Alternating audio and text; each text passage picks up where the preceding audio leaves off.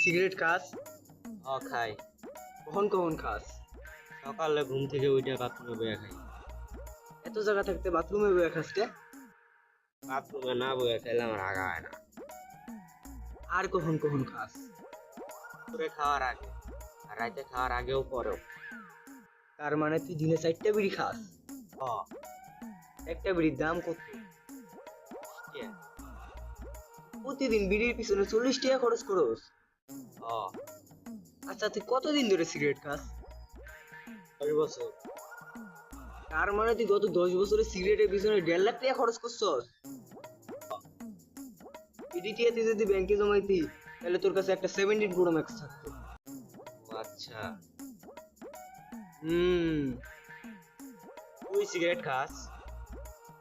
না। তাইলে তোর আইফোন কই? ফোন কিনতে পারে না আর অন্য জনের জ্ঞান দেয়।